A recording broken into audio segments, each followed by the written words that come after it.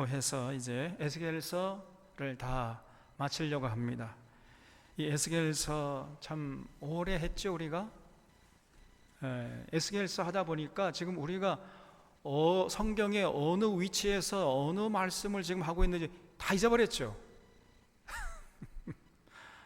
에스겔서 분량이 좀 많아가지고 에스겔서 1장부터 한 주에 한 2장, 3장 이렇게 하다 보니까 몇 달이 흘러버렸습니다. 그러다 보니까 지금 우리가 지금 창세기부터 쭉 한 권도 빼지 않고 한 절도 빼지 않고 쭉 이렇게 연대기 순으로 기록된 원 목적을 따라서 하나님의 뜻을 살펴오다가 그냥 방향 감각을 잃어버린 거예요. 지금 에스겔서 하다 보니까요, 지금 우리가 어느 지경에 와 있지? 지금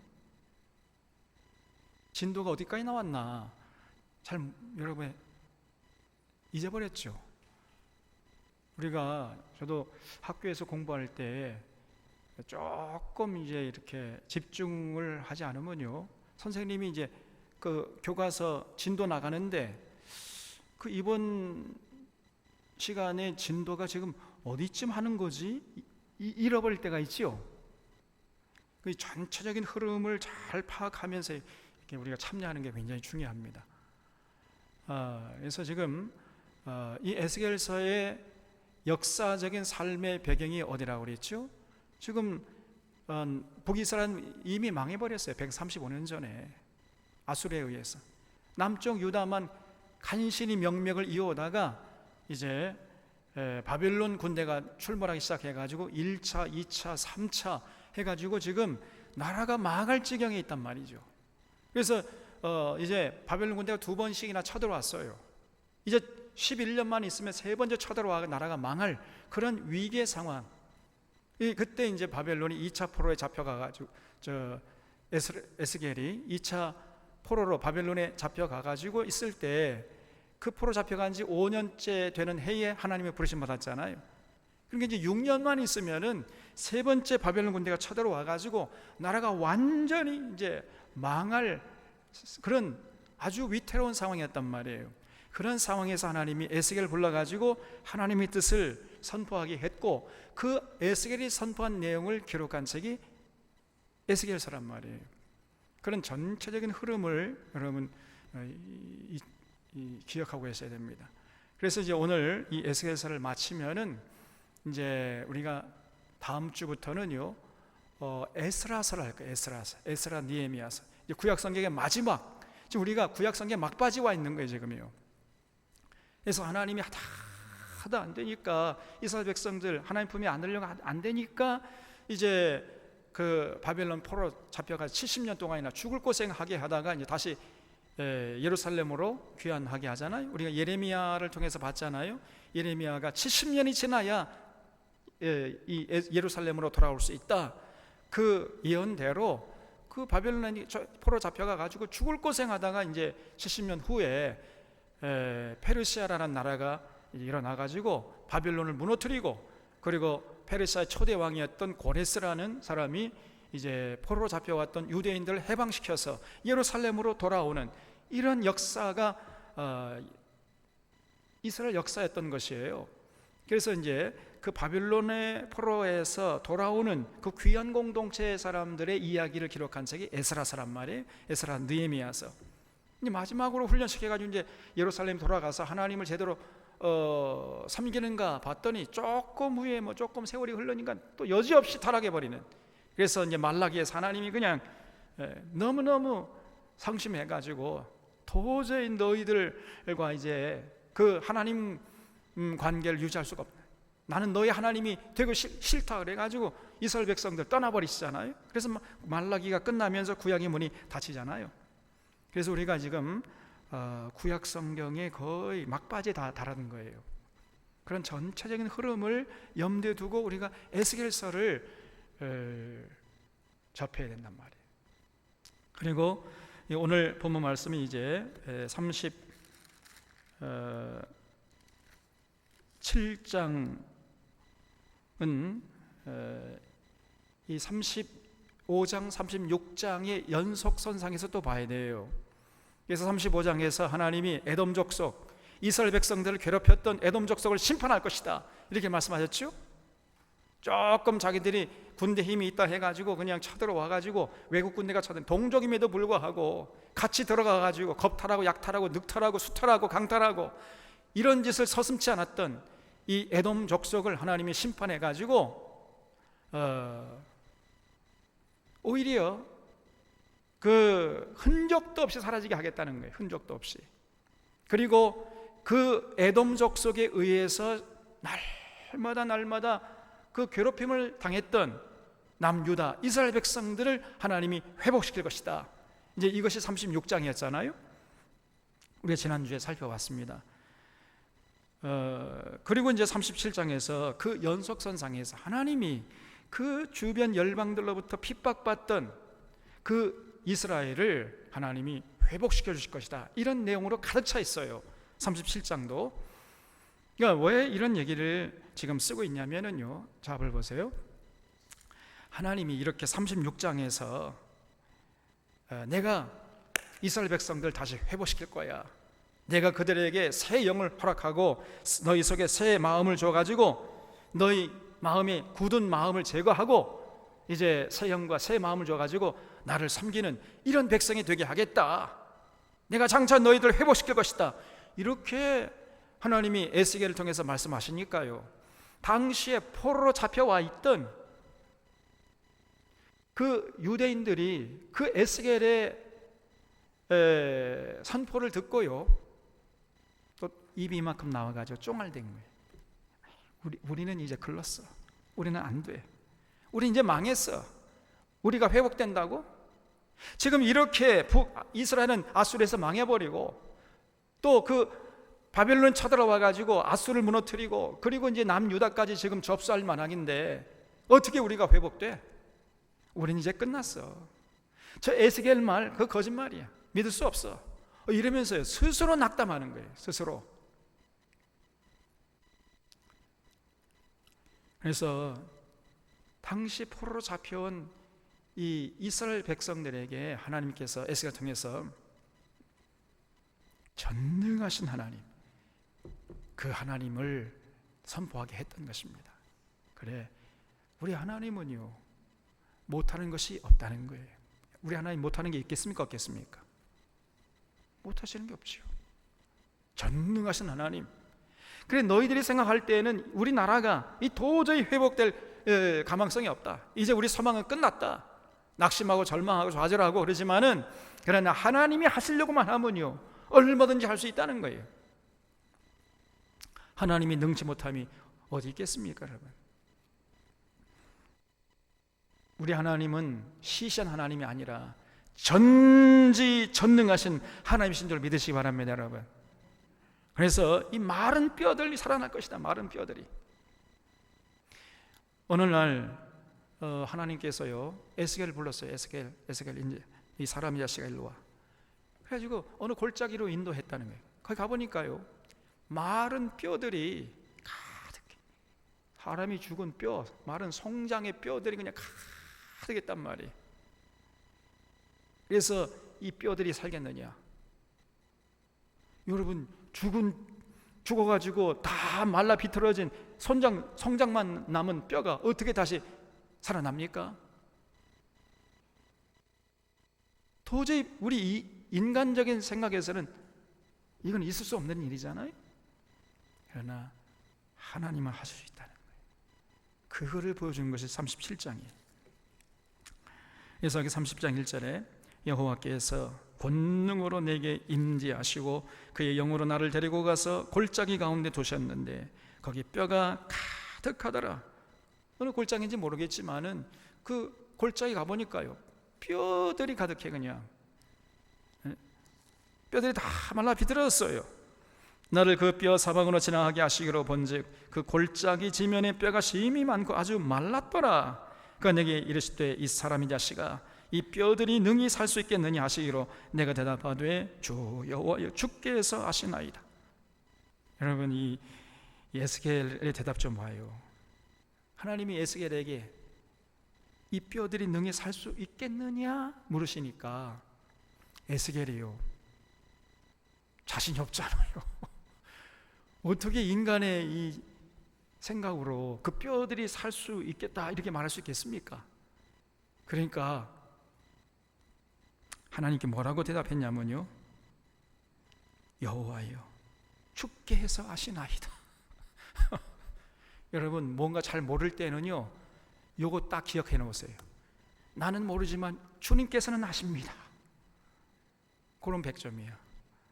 어떤 학생이 이제 시험을 봤대. 중간고사 시험을 봤는데 시험 문제를 딱 보는 순간에 앞이 캄캄하더래요. 아무것도 모르겠더래. 그래서 이 학생이 끙끙거리다가 나는 모르지만 주님은 아십니다. 이렇게 쓰고 나왔답니다. 당당하게.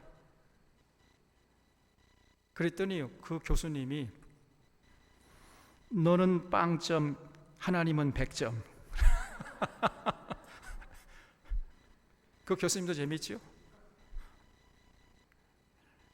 여러분, 잘 모를 때는 우리 하나님이 아시나이다, 그렇게 대답하면 돼요. 그 예스겔이요, 잘 모르겠잖아요. 주여와요 주께서 아시나이다. 왜 그 곤란한 질문을 제기하십니까? 이렇게 이제 대답한 거예요. 또 내게 이르시되 너는 이 모든 뼈에게 대언하여 이르기를 너희 마른 뼈들아 여호와의 말씀을 들을지어다. 주 여호와께서 이 뼈들에게 이같이 말씀하시기를 내가 생기를 너희에게 돌아가게 하리라 하리니 너희가 살아나리라. 너희 위에 힘줄을 두고 살을 입히고 가죽으로 덮고 너희 속에 생기를 넣으리니 너희가 살아나리라. 또 내가 여호와인 줄 너희가 알리라 하셨다 하라. 이렇게 에스겔에게 얘기했어요. 그 마른 뼈를 향해서 명령을 하라는 겁니다. 마른 뼈야 살아나라. 이렇게 명령하면은 그 마른 뼈들이 살아날 것이라는 거예요. 하나님이 그걸 살아나게 하겠다, 이렇게 말씀했어요.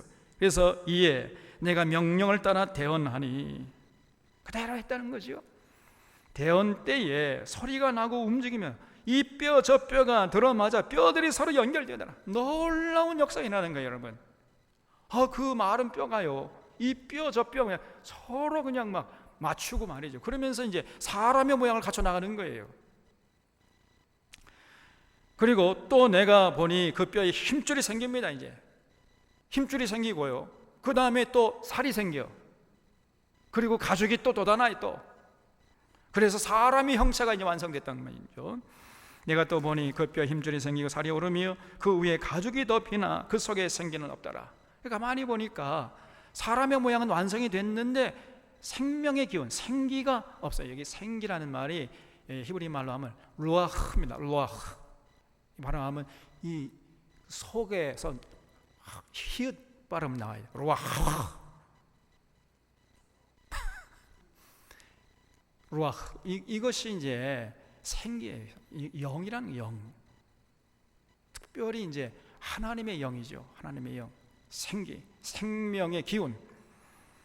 근데 그 다 뼈에서 말이에요. 뼈가 막 맞춰지고 힘줄이 생기고 살이 붙고 가죽이 생겨가지고 사람의 모습처럼 됐는데 희마리가 없어요. 생기가 없습니다.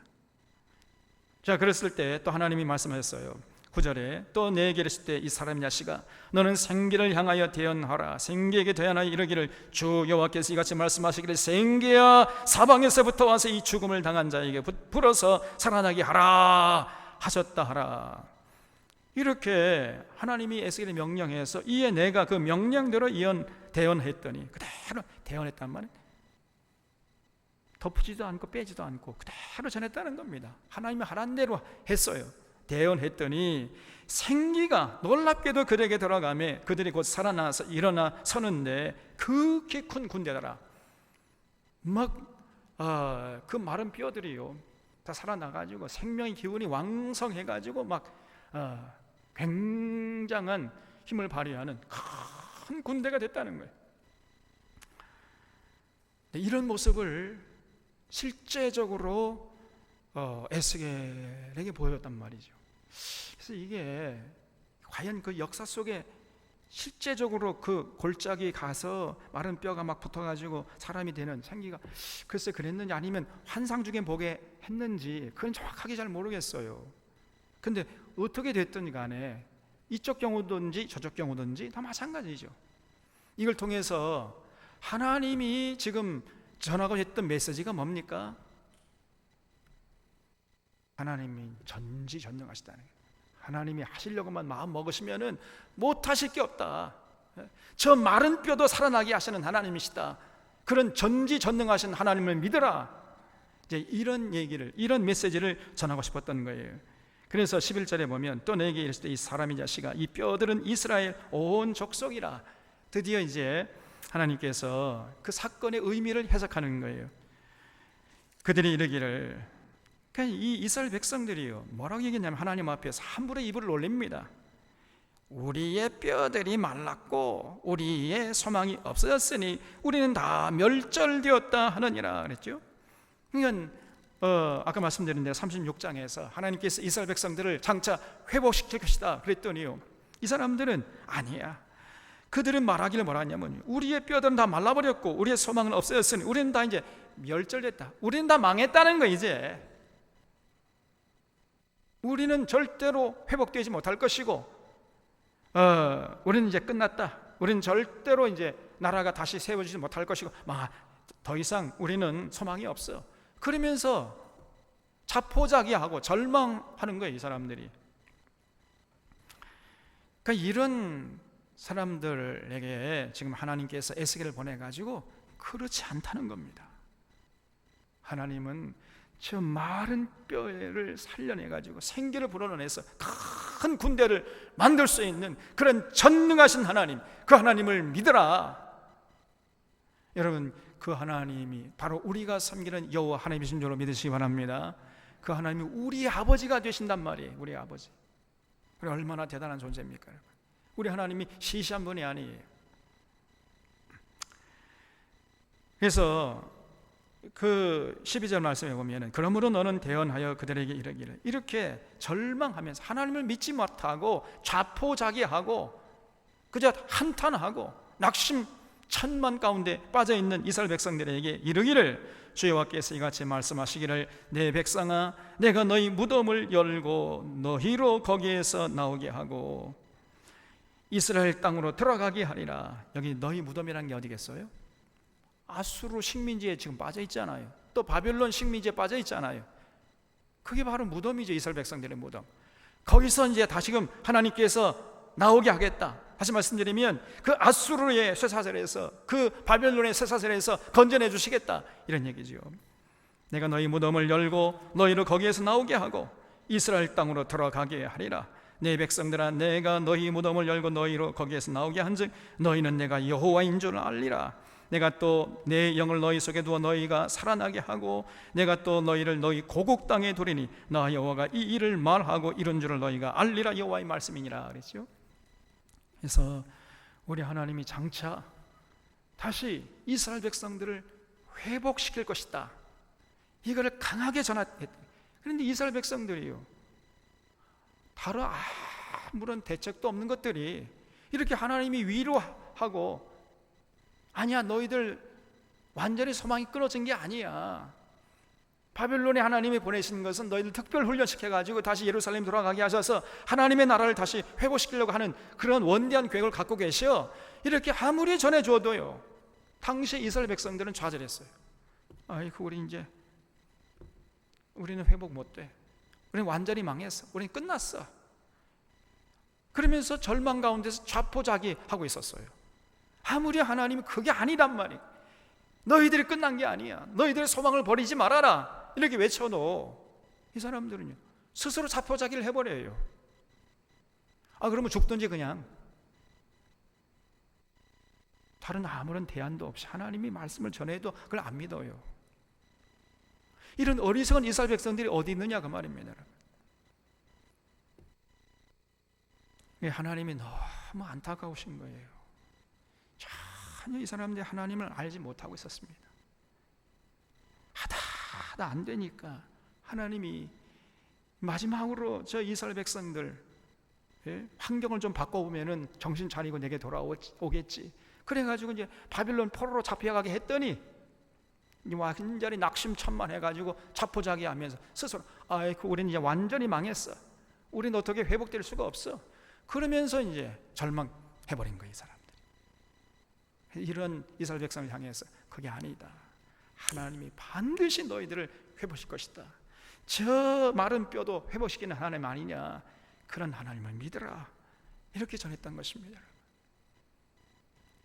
그래서 저는 이 말씀을 쭉 묵상하면서 정말 우리가 너무 하나님에 대해서 잘 모르는구나, 하나님의 전지전능하심 얼마나 위대한가 하는 것을 우리가 잘 모르고 있단 말이에요.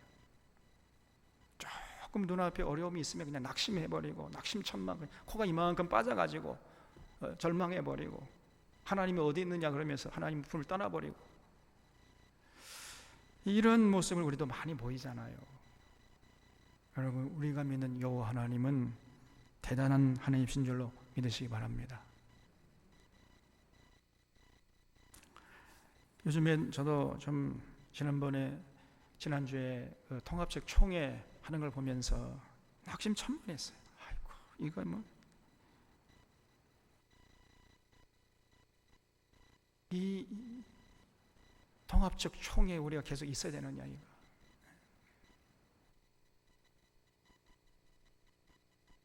이거 완전히 뭐 세상 사람들에게 손가락질 받는 것은 이제 완전히 조롱의 대상이 되어버렸습니다.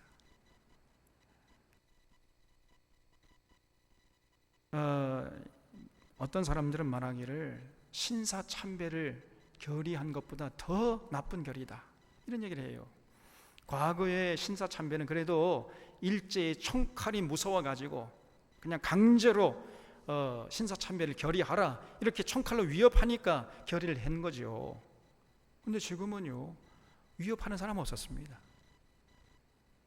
우리 목에 총칼을 들인 사람 아무도 없었는데 스스로 그 신사참배보다 더 나쁜 결의를 했단 말이에요, 스스로.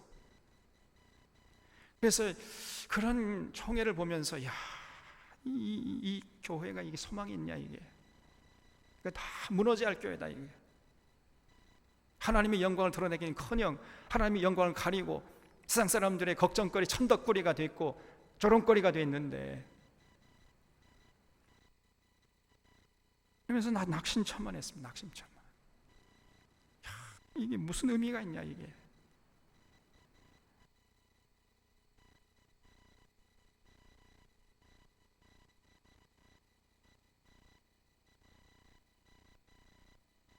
이 목회, 이 목사를 계속 해야 할 건가 말 건가, 이런 생각이 들더라니까요.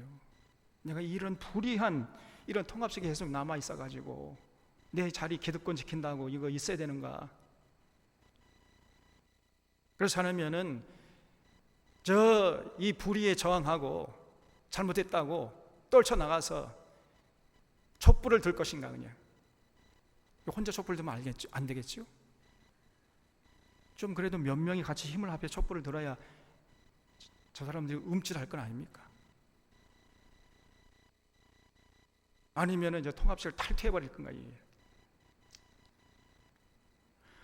생각이 많았습니다. 지금도 아주 힘이 없어요.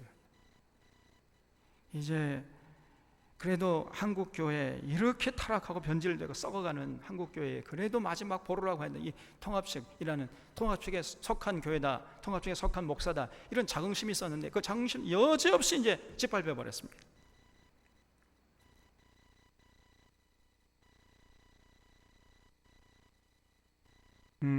그러면서 참 낙심 가운데 있는데, 그래서 우리 한국교회도 어떻게 이게 다시 회생될 수 있는 길이 없을까? 근데 막막해. 어디서부터 문제를 풀어야 할지 모르겠습니다. 정말 우리에게 생기가 필요해요. 생명의 기운이 지금 한국에 다 메말, 제가 볼 때 다 마른 뼈 같아요. 마른 뼈. 저 골짜기의 마른 뼈들. 그래서 인간적으로 생각할 때는 저 마른 뼈가 다시 살아날 수 있겠느냐, 낙심천만인데, 또 오늘 말씀 보면은 하나님이 하시려고만 하면 또 될 수가 있겠다, 그런 위로를 받게 돼요. 이 생기가 필요하다, 생기. 많은 사람들이 세습이 뭐가 그렇게 잘못됐냐, 뭐 세습 문제하는 거 갖고 저렇게 난리 법석을 떠느냐, 세습하면 세습 그냥 하라고 하면 되지 않느냐 말이에요. 그 아버지가 그 아들에게 물려줘가지고 그러면 그 아들이 또 아버지의 목회를 이어받아가지고 뭐 목회하면은 연속성이 있고 통일성도 있고 교회가 안정되고 다 좋은 건데 뭐 그렇게 그 세습한 거 가지고 그렇게 문제 삼냐? 목사들이 혹시 배 아파서 그런 거 아니냐? 이렇게 생각할 수도 있습니다. 여러분, 세습이 왜 잘못된 겁니까? 그럼 여러분, 그냥 세습해도 될까요?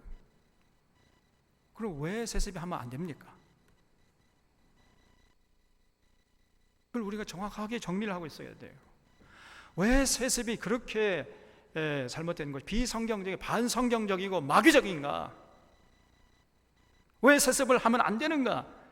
왜 세습하면은 그는 반드시 썩은 교회라는 것을 증명하는 그 분명한 증거다. 왜 이렇게 말할 수 있는가 말이에요, 도대체가. 이를 우리가 분명히 정리해야 됩니다. 여러분, 우리가 세습할 때 가난이 세습되고 십자가의 고난이 세습되고 그러면 그 세습에 대해서 누가 뭘 할 사람이 있습니까, 없습니까? 그거는 더 격려하고 더 세습하라고 해야죠. 그런데 지금 문제가 되는 세습은 뭐예요? 가난을 세습하고 십자가의 고난을 세습하고 그 성경의 기독교의 진리를 세습하고 그런 겁니까? 그런 게 아니잖아요. 오히려 정반대로 해서는 안 되는 그러한 것들만, 못된 것들만 세습하는, 그래서 문제가 되는 거 아닙니까? 결국은요, 여러분, 가난한 시골교회 목회하다가 그 시골교회 목사님 은퇴하면서 그 시골교회를 자기 아들에게, 목사에게 넘겨준다. 그럼 그거 가지고 누가 시비할 사람이 있을까요, 없을까요? 아무도 없죠. 그 오히려 더 격려하고 더 칭찬해야 되겠죠. 근데 여기서 지금 문제가 되는 것은 대형교회의 세습이다. 왜 대형교회 세습이 문제가 되느냐? 여러분, 대형교회 세습은 뭘 세습하는, 뭘 물려주는 거예요? 부와 명예와 권력이라는 이거를 세습하는 거 아닙니까? 이게 핵심이고 본질이에요. 그러면 교회가 부를 세습하고 명예를 세습하고 권력을 세습하면은 그 교회가 어떻게 되겠습니까, 여러분? 당연히 어떻게 되겠어요? 그 목회자는 반드시 이제 변질되는 건 뭐 불을 보듯 뻔한 것이고 그 교회도 변질 썩고, 그러면 어떻게 됩니까? 반드시 이 사회에 천덕꾸러기가 된 말이에요. 그래서 세상의 빛과 소금의 역할을 감당하라 예수님의 말씀은 저리 가버리고요, 오히려 세상에 하나님의 영광을 가리는 도구로, 악한 도구로 쓰임받는단 말이에요. 그래서 예수님 말씀대로 무너져야 할 교회, 썩은 교회, 병든 교회가 될 수밖에 없단 말이죠. 그래서 이 세습을 걱정하는 것이고, 그래서 세습을 반대하는 것입니다. 반드시 반사회적인 이러한 짓을 서슴지 않을 거예요. 이제 지금도 그렇게 하고 있잖아요. 사람들이, 세상 사람, 예수님을 믿지 않고 하나님을 모르는 세상 사람들도 하지 않는, 상식적으로 도저히 용납될 수 없는 이런 짓을 서슴없이 지금 하고 있잖아요. 벌써 이미. 앞으로 그 정도가 더 심해질 겁니다.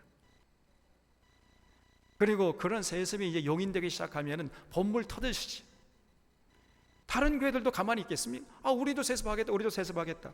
지금 통합측은요, 헌법의 세습은 지금 살아있어요. 세습금지법이 시퍼렇게 살아있는데 이번에 104회 총회에서 명성교회 세습은 괜찮다 이렇게 허락해 준 거거든요. 총대들이. 왜 그랬느냐? 김삼환 목사가 갑자기, 이 김삼환 목사가 아니면 난 김삼환 목사라고 하기도 이 거부가 돼요. 거부감이 들어요. 이 김삼환이라는 사람이 갑자기 등단해가지고는 우리가 이렇게 하는 바람에 수많은 사람들에 의해서 죽도록 피를 흘렸다니, 죽도록, 우리가 죽도록 얻어 터졌습니다. 피를 많이 흘렸습니다. 그러니 이제는 좀 피를 좀 닦아주시고 감싸주십시오. 우리를 안아주십시오. 이렇게 하는 거. 야, 이 사람이요, 말재주가 있어요. 그러니까 이 총대들 거기에 깜빡 넘어가니 감정에 호소한 겁니다. 진리에 호소하는 게 아니라 사람들의 그 얄팍한 이 감정에 호소를 해버린 거예요. 거기 어리석은 총대들이 다 넘어가가지고, 아이고, 이번 한 번만 눈 감아주자, 용인해주자. 이래가 통과시켜버렸네 그냥. 그리고 집에 와서 보니까 우리가 무슨 짓을 저질렀지 지금? 큰일 났거든요 이게. 지금 이 김사만이라는 사람이 우리가 피투성이가 되도록 얻어 터졌다. 그런데요, 그게 아니고 사실은 한국교회가 명성교회 때문에 피투성이 되도록 얻어 터지고 있는 거죠. 피를 절절 흘리고 있는 것입니다. 이 명성교회 김사만이 이 사람 때문에 한국교회가 지금 피를 철철 얻어 터져가지고 지금 흘리고 있는 것을 저 사람은 모르고 있는 거예요. 지금 저렇게 이 세습, 대형교회가 세습한다고 하니까 수많은 청년들이 지금 교회를 떠나고 있습니다. 그래서 개독교래요, 개독교. 교회가 전혀 기쁨이요 자랑이 아닙니다. 이제 교회가 수치의 대명사예요. 내가 교회 다닌다 이렇게 말을 할 수가 없어요 이제는요. 너무 부끄러워 창피해가지고.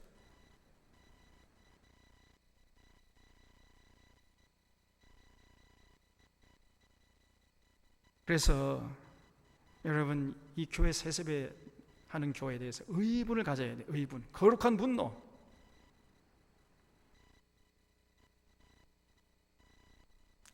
그러면 우리가 어떻게 이제 이 문제를 풀어나갈 것인가, 그걸 고민해야 되지 않겠습니까? 그래서 지금 보면은 많은 분들이 움직이고 있는 것 같습니다. 그래서 지금 신학교 교수들도 성명서를 발표하고 그거 잘못됐다, 다시 원상태로 다시 복귀시켜라, 그런 성명서를 내고, 또 목회자들도 여기저기 전국에서 막 일어나가지고 잘못됐다 이거 이제 이렇게 하면서 뭔가 움직임이 있는 것 같아요. 또 어떤 교회는 성도들 지금 서명을 받고 있는가 봅니다. 그래서 총회 보내가지고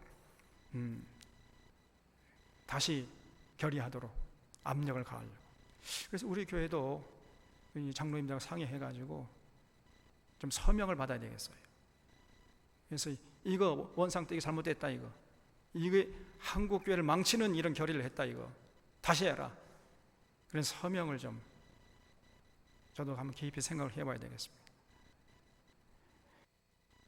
그리고 이제 어떤 단체에서는 전국적으로 서명을 받기로 이렇게 하면서 지금 막 움직이고 있는데, 그러면 여러분, 그래, 신학교 교수들이 일어나서 저 분노하고 성명서 발표하고 목회자들이 일어나가지고 이렇게 서명을 받고 그것도 물론 해야 되지만, 그는 그것만 하면 다 된 건가? 그러면 한국교회가 회복될 수 있을까? 그거 가지고는 저는 부족하다고 생각해요. 물론 우리가 사명도 하고 성명서도 발표하고 촛불도 들고 할 수 있는 거 다 해야 되겠지만은 더 근본적으로 우선적으로 해야 할 게 있어요. 그게 뭡니까? 한국교회 지금 다 생명이 말랐어요. 생기가 없습니다. 그래서 이 생기를 불어넣어야 돼. 생기를. 그 생기가 뭡니까 여러분? 그렇죠, 생명의 기운. 어떻게 해야 교회가 살아납니까? 다 타락하고 병들고 썩은 교회가 어떻게 해서 다시 살아났습니까? 우리 성경적으로 볼 때 하나님의 말씀이죠. 하나님 말씀 앞에 설 때만이 교회가 다시 회복되는 것을 우리가 구약 성경을 통해서 확인할 수 있잖아요. 진실로 이스라엘 백성들이 하나님 말씀 앞에 서서 그 초막절에 안식년의 초막절에 8일 동안 성경 강조하니까 이스라엘 백성들이 살아났잖아요. 여러분요, 교회를 살리는 생기는 뭐냐? 성경이에요. 성경으로 돌아가고 성경 강조를 해야 해요. 성경 강조. 이 성경 강좌가 창세기부터 요한계시록까지 한 권도 빼지 말고 단시간에 바르고 빠르게 기록된 원 목적대로 가르치고 배워가지고 그 말씀을 통해 살아계신 하나님 인격적으로 만나게 하고 하나님의 그 명령 앞에 우리가 설 때에 우리의 삶이 얼마나 잘못됐는가 이거를 깨닫게 되고, 그럴 때만이 교회가 다시 생기를 다시 찾을 수 있습니다. 이게 가장 핵심이에요. 이게 본질이에요. 이걸 하지 않고 성명서 발표하고 촛불을 들고 서명하고 그것도 해야 되겠지만 그러나 그건 변죽만 울리는 거예요. 그래서 우리가 이런 변죽을 울리면서도 가장 중요한, 이제 모든 한국 교회가 성경을 가르치고 배우는 데 힘쓰자 여기까지 나가야 할 줄을 믿습니다. 그럴 때 비로소 한국 교회가 다시 살아나게, 저 골짜기에 마른 뼈들이 다시 살아나가서 큰 군대가 되는 것처럼, 여러분 기도할 때 그것을 위해서 기도해 주시기 바랍니다. 하나님, 모든 이 땅의 교회들마다 성경 강좌를 실시해서 모든 성도들이 하나님 말씀 앞에 서서 하나님 인격적으로 만나고 그 하나님의 말씀의 진리로 무장하는 이런 역사가 이어나게 해, 그래서 교회의 생명의 기운이 회복되게 해 주시옵소서. 우리가 이렇게 함께 기도해 주시기를 주님의 이름으로 부탁을 드립니다. 여러분, 교회는요 진리의 터여 진리의 기둥이라고 하지 않았습니까? 지금 개혁 교회들이 진리의 터 위에 서 있질 않아요. 그렇기 때문에 저렇게 지금 감정에 좌지우되는 거예요. 사람 자기 잘 보이고 감정에 호소하면 그냥 해주자. 어떤 원칙이 없어요. 진리가 시퍼렇게 살아있어야 되는데 진리에 입각해서 생각하고 말하고 행동하고 판단하고 결정하고 그럴 텐데 어떤 판단의 기준이 없고 진리가 없으니까 교회가 지금 진리 위에 서 있지 않습니다. 대부분 그저 교회가요 그 얄팍한 이 복음주의권의 그 구원론 거기에 서 있는 거예요. 그래서 예수 믿으면 구원받고 마음으로 입으로 시인하면 그저 구원받고 천국의 이제 주인공이 되고, 여러분 예배 열심히 드리고 헌금 많이 하면 또 하나님이 기뻐하신다. 기도 많이 하나님이 응답하신 기도 많이 하시오. 막 2시간 3시간씩 기도하라는 거예요. 이게 전부입니다. 그러면은 여러분의 과거 진죄 현재 짓고 있는 앞으로 지금 모든 죄까지 다 하나님이 해결해 주셨습니다. 아멘 할렐루야. 그러니까 그 하나님께 감사해서 헌금 바치고 그저 열심히 성수질하고 그러면 하나님 기뻐하신대. 이 정도 수준입니다. 전부 다. 더 이상 없어요. 그러니 어떻게 교회가 힘이 있습니까? 그래서 가만히 보면은 결국은 한국 교회가 구원파야. 결국은 구원파. 다 구원파 얘기하는 거 똑같거든요. 구원파 플러스 결국은 순복음, 신비주의, 방언파, 이거를 합하면은 한국 교회예요. 더 이상 아무것도 없습니다.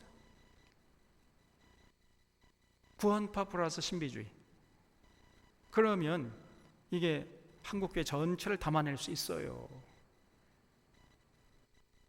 그러니까 완전히 밑바탕이, 교회 밑바탕이 예수님의 가르침, 예수님의 그 진리가 흐르고 있는 것이 아니고 그게 바로 생명의 기운이고 그것이 교회를 든든하게 서가게 하는 것인데 전혀 그 진리의 터 위에 서 있지 않는 것입니다.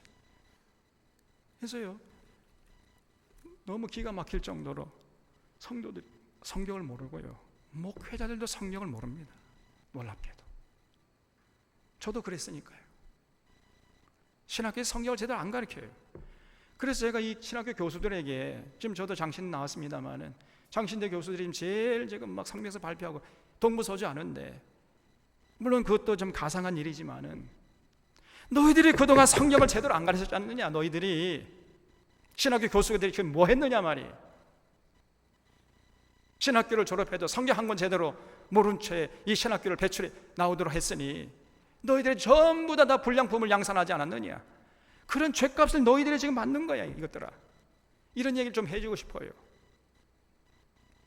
신학교도 완전히 새롭게 다시 커리큘럼을 다시 해야 됩니다. 신학교, 우리나라의 그 최고의 신학부라고 하는 저 장신된 신학교 나와도요, 성경 전혀 모릅니다.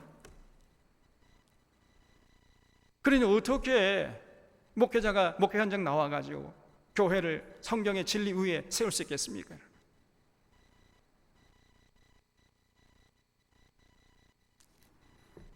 그래서 우리가 지금 이런 한국 교회의 위기 앞에서 때로는 절망하고 싶어요. 절망감이 막 들어요. 절망감이. 야, 이게 과연 교회냐 이게 예수 그리스도를 섬기겠다고 모인 이 공동체냐 이게. 전부 야바이꾼들 같아요. 목사나 장로들, 이 정치 목사, 정치 장로들, 또 총대들 보면은 그냥 겉으로 빼고 다 기름이 잘잘 흐르며 앉아 있습니다. 다 고급 승용차 타고 다녀요. 기름기가 잘잘 흐릅니다. 바산의 암술 같아요, 이것들이. 속은요 텅 비어 있고, 아니 더 썩어 있어요. 그냥 그 아무것도 몰라요. 무엇이 진리고 무엇이 비진리인지, 무엇이 참이고 무엇이 거짓인지, 하나님의 뜻이 어떤 것인지, 성경 계시한 하나님은 어떤 분이신지 전혀 모릅니다.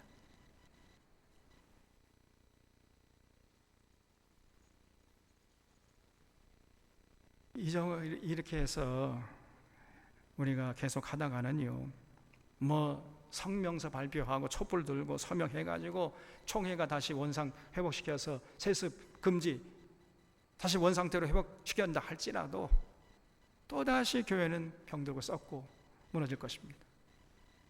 그래서 가장 핵심적인 이걸 하면서 지금 원상태로 돌리려고 하는 정말 이 완벽한 대책을 세워야 돼.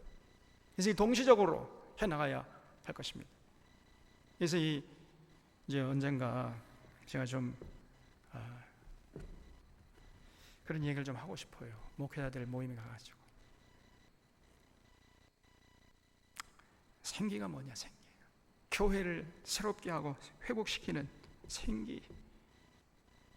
그것은 하나님의 말씀밖에 없는 줄로 믿습니다. 그래서 500년 전에 종교개혁자들이 성경으로 돌아가자 이렇게 외쳤는데 500년 후에 뚜껑을 열어보니까 성경으로 안 돌아갔어요. 성경으로 돌아가는데, 성경으로 돌아가는 것이 뭘 의미하는지도 몰라요. 지금 그냥 주제 설교, 무슨 뭐 강해 설교하고 조금 무슨 뭐 베델하고 뭐 크로스웨이하고 그러면 성경으로 돌아가는 줄 알아요. 천만의 말씀 만만의 콩떡입니다. 모든 성경 창세기부터 요한계시록까지 한 곳도 빼지 말고 말씀을 통해 계시하시는 하나님 인격적으로 만나도록 목회자가 교회에서 성경 강좌를 통해서 같이 고민하면서 이 성경을 보는 안목을 키워주고, 스스로 성도들이 신앙생활을 2년 3년 하면은 독립적으로 하나님이 이런 분이시구나, 말씀을 통해 하나님 인격적으로 만나면서 넘치는 그 하나님 만났다는 그 구원의 감사와 감격을 가지고 하나님을 사랑, 하나님을 받들려고 하는 이런 역사가 이어지도록 해야 돼요. 이것이 성경으로 돌아가는 거예요. 이게 그럴 때만이 교회의 생기가 회복될 줄로 믿습니다. 여러분, 이걸 해야 돼요. 그래서 이것을 위해서 여러분 기도해 주시기 바랍니다. 그래서 여기 또 15절 보면은 여호와의 말씀이 또 내게 임하여 이르시되 이 사람의 자식아, 너는 막대기 하나를 가져다가 그 위에 유다와 그 짝 이스라엘 자손이라 쓰고, 또 다른 막대기 하나를 가지고 그 위에 에브라임의 막대기고 요셉과 그 짝 이스라엘 온 족속이라 쓰고 그 막대기들을 서로 합하여 하나가 되게 하라. 내 손에서 둘이 하나가 되리라. 그렇죠? 놀랍게도요, 이제 하나님께서 이스라엘 백성들 회복시킬 뿐 아니라 북이스라엘과 남유다, 나라가 두 개로 쪼개졌잖아요. 그 쪼개진 두 개의 나라를 이제 하나로 통일시키겠다는 거예요. 그래서 내 손에서 둘이 하나가 되리라. 네 민족이 내게 말하여 이르기를 이것이 무슨 뜻인지 우리에게 말하지 아니하겠느냐 하거든 너는 곧 이르기를 주 여호와께서 이같이 말씀하시기를 내가 에브라임의 손에 있는 바 요셉과 그 짝 이스라엘 지파들의 막대기를 가져다가 유다의 막대기에 붙여서 한 막대기가 되게 한즉 내 손에서 하나가 되리라 하셨다 하고, 너는 그 글 쓴 막대기들을 무리의 눈앞에서 손에 잡고 그들이 이르기를 주 여호와께서 이같이 말씀하시기를 내가 이스라엘 자손을 잡혀간 여러 나라에서 인도하며 그 사방에서 모아서 그 고국 땅으로 돌아가게 하고 그 땅 이스라엘 모든 산에서 그들이 한 나라를 이루어서 한 임금이 모두 다스리게 하리니 그들이 다시는 두 민족이 되지 아니하며 두 나라로 나누이지 아니할지라. 있죠? 그래서 남과 북의 두 개의 나라, 우리나라처럼 지금 그 과거 이스라엘 백성들 북이스라엘, 남유다 이렇게 갈라져 가지고 각기 역사를 기록했잖아요. 그 북이스라엘 수도는 어디였습니까? 사마리아. 남유다는 예루살렘. 이렇게 해서 각각의 역사를 기록하다가 북이스라엘은 이제 아수르에서 망해버리고 남유다는 바벨론에서 망했잖아요. 그런데 이제 이렇게 남북의 그 갈라진 역사를 다시 통합해 가지고 통일되게 하나 되게 하겠다 이렇게 말씀하신 거예요. 23절에 그들이 그 우상들과 가증한 물건과 그 모든 죄악으로 더 이상 자신들을 더럽히지 아니하리라. 내가 그들을 그 범죄한 모든 처소에서 구원하여 정결하게 한즉 그들은 내 백성이 되고 나는 그들의 하나님이 되리라. 이렇게 말씀하셨어요. 그래서 이런 하나님의 말씀대로 결국 나중에 이스라엘 백성들이 바벨론 포로로 잡혀갔다가 나라가 완전히 망했었죠. 그래서 이제 아이고 우리 이스라엘은 끝났구나 이렇게 생각했었는데 그게 아니었던 거죠. 놀랍게도 하나님 역사하셔가지고 저 골짜기 마른 뼈가 다시 살아난 것처럼 그 페르시아 나라가 일어나가지고 바벨론을 무너뜨리고요, 페르시아 초대왕 고레스가 갑자기 포로 잡혀 있던 유대인들을 해방시켜버렸어요. 그래서 너희들 예루살렘에 돌아가서 이번엔 너희들이 섬기는 하나님 제대로 한번 섬겨봐라 해가지고 이스라엘 백성들 칙령을 반포해가지고 전부 포로에서 이제 해방시켜주고, 그리고 예루살렘 돌아가가지고 하나님 나라를 위해서 하나님의 성전을 지을 수 있는 모든 그 경비, 재정, 그리고 물자들 전부 후원을 해줬단 말이에요. 이 고레스가. 놀라운 하나님의 역사입니다, 여러분. 그래서 결국은 이 에스겔의 예언이 그 후에 70년 후에 예레미야가 말씀한 대로 결국은 이루어진 것입니다. 자, 24절 보겠습니다. 내 종 나라 다윗이 그들의 왕이 되리니. 여기는요 좀 이상하죠. 다윗이 그들의 왕이 되리니? 아니, 지금 다윗은 에스겔 시대로 따지면은 500년 전 사람이에요. 다윗은. 에스겔은 다윗보다 500년 후에 태어난 사람인데, 아니 지금 다윗이 그들의 왕이 될 것이다. 이게 도대체 무슨 뜻입니까? 그러니까 여기서 다윗은 누굴 말하겠어요? 예수 그리스도. 이제 장차 다윗의 자손 중에서 예수 그리스도가 탄생할 것이다, 이제 그런 얘기죠. 그래서 예수 그리스도께서 왕이 될 것이다. 그들 모두에게 한 목자가 있을 것이라. 그들이 내 규례를 준수하고 내 율례를 지켜 행하면 내가 내 종 야곱에게 준 땅 곧 그의 조상들이 거주하던 땅에 그들이 거주하되 그들과 그들의 자자 선손이 영원히 거기에 거주할 것이요 내 종 다윗이 영원히 그들의 왕이 되리라 그랬죠. 이제 언젠가 장차 다윗이 왕이 되어가지고 영원히 왕노릇하는 이런 세상이 될 것이라는 거예요. 이거는 예수 그리스도께서 이제 오셔서 이제 영원히 왕노릇하는 그것을 말씀하신다고 볼 수 있는 거예요. 그래서 그 예수님이 통치하시는 나라는요 어떤 나라냐? 여기 24절 다시 보면 그들이 내 규례를 준수하고 내 율례를 지켜 행하는 나라예요. 하나님의 규례와 법도, 하나님 사랑하고 이웃 사랑하는 그 완벽한 사랑과 평화의 나라, 그 나라가 예수님이 통치하는 나라지요. 그래서 예수님의 나라에 들어가는 모든 사람들은요 단 한 사람도 제 속에는 옳은 대로 살지 않고 제 욕심대로 살지 않고요, 전부 다 그 하나님의 규례를 준수하고 하나님의 율례를 지켜 행하는 자들이에요. 이런 자들이 그 예수님의 나라의 모습이란 말이죠. 그래서 그런 나라는요 영원한 나라입니다. 절대로 그 나라는 무너지지 않아요. 여러분 앞을 보세요. 우리가 지금 갖고 있는 시민권은 두 개예요. 첫 번째는 대한민국이라는 시민권 갖고 있죠, 우리가. 또 하나 시민권이 있죠. 그 시민권이 뭐예요? 그렇죠. 예수님이 통치하시는 나라의 시민권, 천국의 시민권, 두 개의 시민권을 갖고 있어요, 우리가.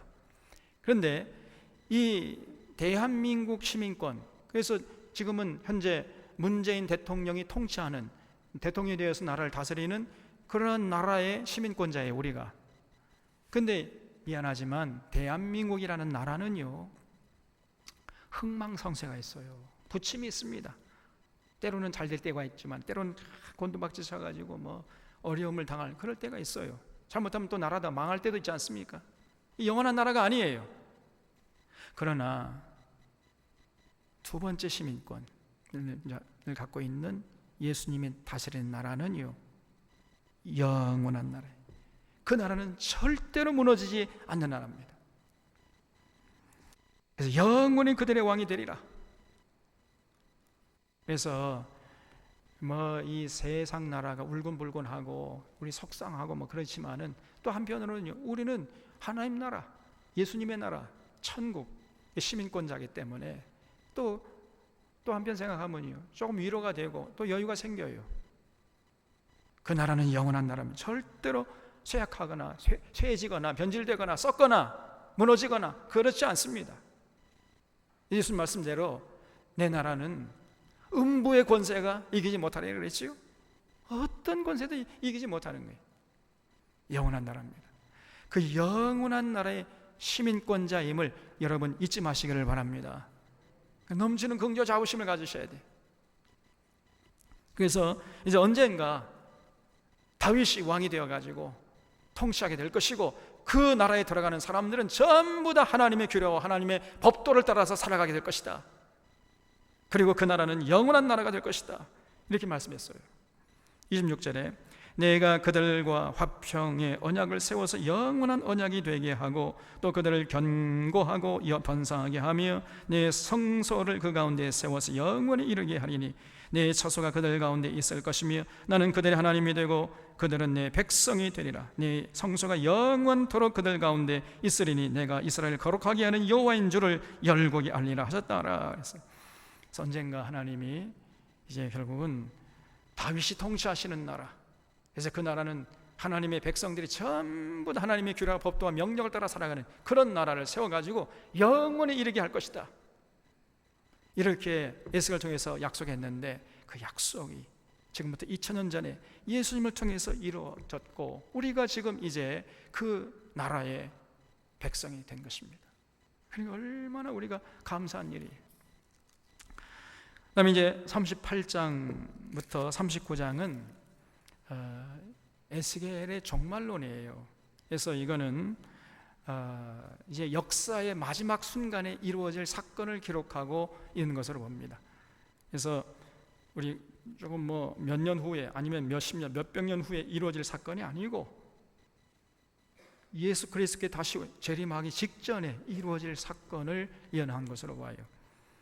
그래서 그때에 이제 예수님이 재림하시고 그리고 천년왕국이 시작되고 그리고 이제 마지막 때에 마지막으로 결국은 천년왕국 후에 옛뱀 곧 마귀라고 하는 사탄이 그 무정에서 풀려나지요. 그래서 또다시 천년왕국을 거친 사람들 유혹하고 타락시켜가지고 결국은 하나님의 백성하고 마귀의 쫄개들이 일전을 벌인단 말이죠. 최후의 전쟁을 벌이고 그래서 그때 이제 마귀가 잡혀가지고 영원한 불못에 던져지고 이 역사가 끝난다. 그 마지막 순간에 사건을 기록한 것이 38장 39장의 내용이라고 볼 수 있습니다. 그래서 여러분 에스겔서 요한계시록 20장을 보세요.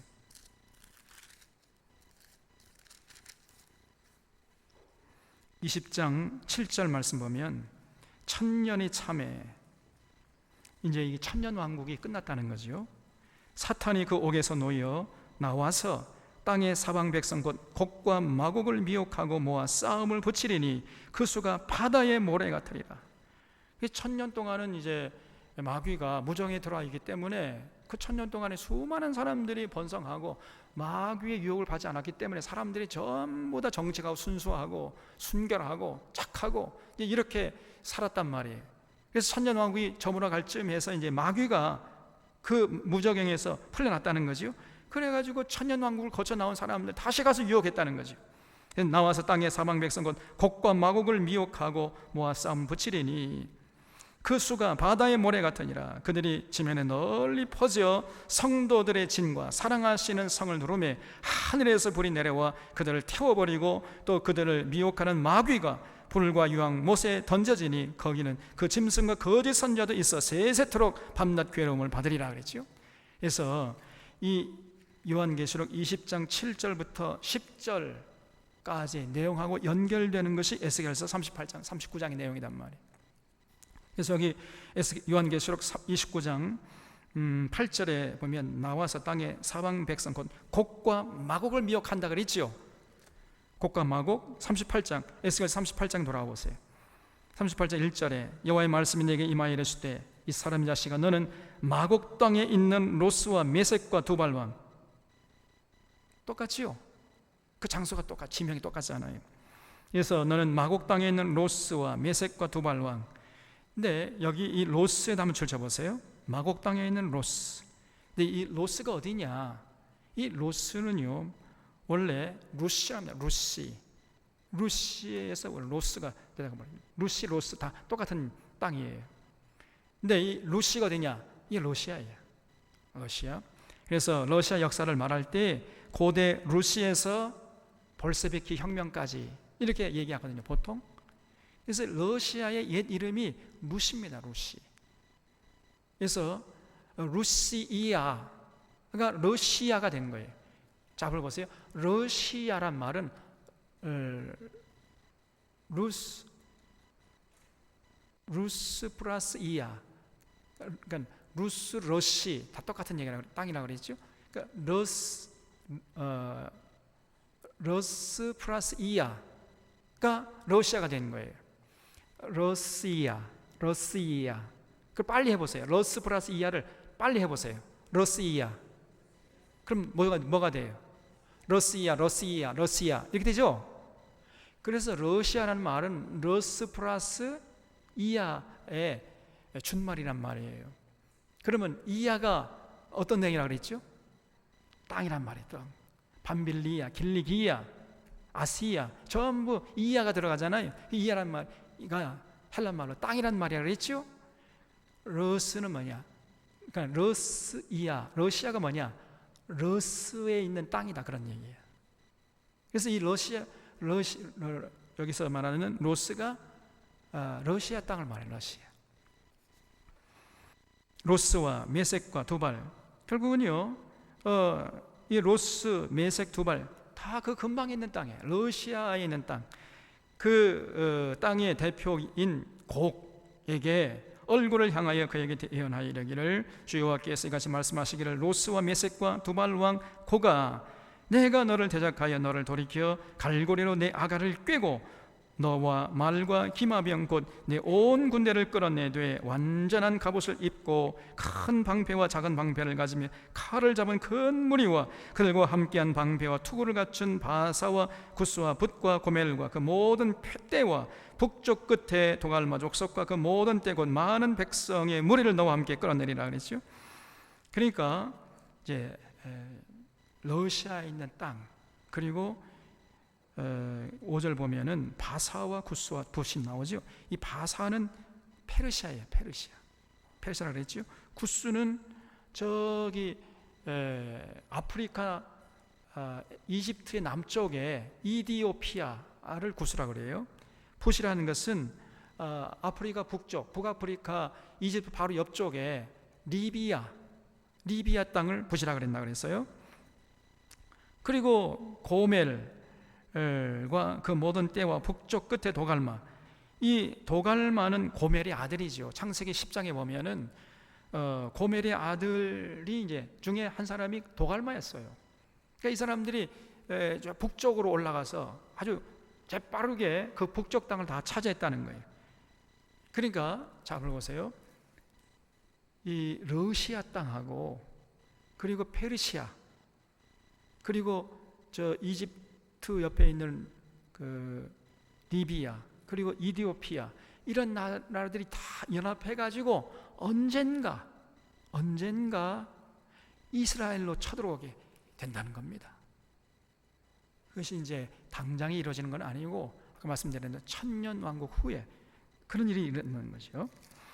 그래서 러시아하고 이제 그 페르시아, 지금의 옛날의 페르시아를 지금의 나라로 하면은 어디가 되겠어요? 이란이에요. 이란, 이라크죠. 그래서 러시아하고 이란, 이라크, 그 다음에 저쪽 아프리카의 북동쪽, 북서쪽, 그리고 저쪽의 이디오피아, 이런 나라들이 연합해가지고 결국은 이스라엘과 한판 마지막 전쟁을 치르게 된다. 이것이 성경의 증언입니다. 이렇게 역사가 진행될 것이라는 거예요. 그래서 7절에 너는 스스로 예비하되 너와 내게 모인 무리들이 다 스스로 예비하고 너는 그들의 우두머리가 될지어다. 그래서 이 곡이라는 사람이 그 모든 연합 군대의 이제 대표가 되어가지고 모든 군대를 통솔해가지고 이스라엘로 쳐들어오게 될 것이라는 거지요.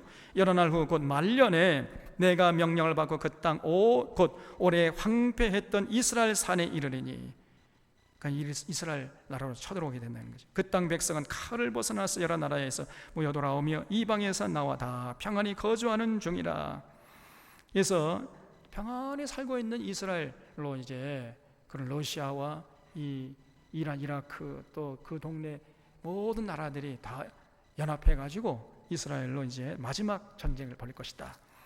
10절에 주 여호와께서 이같이 말씀하셨느니라. 그날에 내 마음에 여러 가지 생각이 나서 악한 꾀를 내어 말하기를 내가 평원의 고을들로 올라가리라. 성벽도 없고 문이나 빗장도 없어도 염려 없이 다 평안히 거주하는 백성에게 나아가서 물건을 겁탈하며 노력하리라 하고 내 손을 들어서 황폐했다가 지금 사람이 거주하는 땅과 여러 나라에 모여서 짐승과 재물을 얻고 세상 중앙에 거주하는 그걸 주셔보세요. 세상 중앙에 거주하는 백성들, 이게 바로 예루살렘 사람들이. 그러니까 지금 당시에 이 에스겔이 하나님의 말씀을 받을 때의 세상의 중심은 예루살렘이라는 거지. 예루살렘이 세상의 중심이었어요. 지금 우리 세상의 중심은 어디입니까? 좀 미국, 유럽, 그게 이제 세상의 중심이라고 볼 수 있잖아요. 그런데 에스겔이 활동하던 당시에 세상의 중심은 예루살렘이에요. 그래서 지금 결국은 이제 루스 그리고 메색, 두발 이런 나라 사람들하고 또 바사, 구스, 붓, 고멜 또 도갈마, 족속 이런 사람들이 전부 다 한패가 돼가지고 예루살렘으로 쳐들어오게 된다는 거죠. 그때에 스바와 드단과 다시스의 상인과 그 부자들이 내게 이르기를 내가 탈취하러 왔느냐? 내가 내 무례를 모아 노력하고자 하느냐? 은과 금을 빼앗으며 짐승과 재물을 빼앗으며 물건을 크게 약탈하여 가고자 하느냐 하리라. 인자야 이 사람 자식아 너는 또 연하여 고객에게 이르기를 주 여호와께서 이같이 말씀하시기를 내 백성 이스라엘이 평안히 거주하는 날에 네가 어찌 그것을 알지 못하겠느냐? 네가 내 고국 땅 북쪽 끝에서 많은 백성 곧 다 말을 탄 큰 무리와 능한 군대와 함께 오되 구름이 땅을 덮음같이 내 백성 이스라엘 치러 오리라. 그가 끝날에 내가 너를 이끌어다가 내 땅을 치게 하리니. 이 전부 다 하나님의 사실은 역사심이라는 거지요. 이는 내가 너로 말미암아 이방 사람의 눈앞에서 내 거룩함을 나타내어 그들이 다 나를 알게 하려 함이라. 그래서 여기 18절 그날에 고기 이스라엘 쳐들어오는 날에 땅을 치러 오면 내 노여움이 내 얼굴에 나타나리라.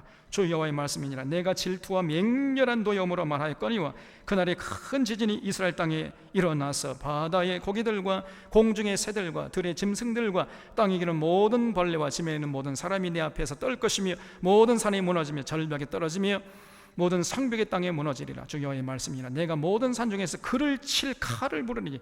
그래서 그가 누구겠어요? 이스라엘 쳐들어온 러시아와 페르시아 그 나라의 대표인 곡이죠. 이 곡을 칠 칼을 부르느니 각 사람이 칼로 그 형제를 칠 것이며. 그러니까 로스, 메색, 두발 이 연합 군대가요 이제는 서로 그냥 지들끼리 서로 칼 부리면 자중질환은 일어나게 하실 거라는 거예요. 그래서 각 사람이 칼로 그 형제를 칠 것이며 내가 또 전염병과 피로 그를 심판하며 쏟아지는 폭우와 큰 우박덩이와 불과 유황으로 그와 그 모든 무리와 그와 함께 있는 많은 백성에게 비를 내리듯 하리라. 아까 요한계시록 20장에서 봤던 똑같잖아요. 이와 같이 내가 여러 나라의 눈에 내 위대함과 내 거룩함을 나타내어 나를 알게 하리니 내가 여호와인 줄을 그들이 알리라 그랬어요. 그래서 39장도 마찬가지로 결국은 그 로스와 메섹과 두발 그 군대를 하나님이 심판하신다, 그런 내용으로 되어 있습니다. 똑같습니다. 그래서 제가 볼 때 그래서 어떤 많은 이제 학자들뿐 아니라 목회자들이 그 로스, 두발, 메섹 그런 나라 이제 러시아, 그래서 나중에는 이제 천년왕국 끝난 다음에 저쪽에 그 러시아 나라하고 그 다음에 이슬람, 지금 이란, 이라크 전부 다 이슬람 아닙니까? 지금 아프리카도 대부분 이슬람이고, 그래서 러시아하고 이슬람이 한패가 되고, 그리고 이스라엘하고 서방 세계가 한패가 돼가지고 마지막 전쟁을 치를 것이다, 뭐 이렇게 이제 해석하는 학자들도 있어요. 근데 제가 볼 때는 어떤 지역을 나눠 가지고 이렇게 해석하는 것은 조금 무리가 있다고 보고요. 이거야말로 진짜 영해를 해야 되죠. 그래서 어떤 저 러시아 사람하고 이란, 이라크, 이슬람 사람들이 이제 한패가 되고, 그리고 유대, 지금 저 이스라엘, 팔레스타인 살고 있는 유대 나라 이스라엘하고 미국하고 한패가 돼가지고 전쟁을 할 것이다, 그렇게 해석하기는 조금 무리가 있다, 제 생각입니다. 그래서 이거는 지역을 나누면서 싸운다는 얘기가 아니라 마지막에는요, 하나님의 백성하고 마귀에게 휘둘려 또다시 이제 천년왕국을 지나면서 천년왕국 끝에 마귀에게 또다시 넘어간 이런 마귀의 세력들하고 마지막 1절을 벌인다, 이런 뜻으로 보는 것이 더 합당하겠다, 이렇게 생각을 합니다.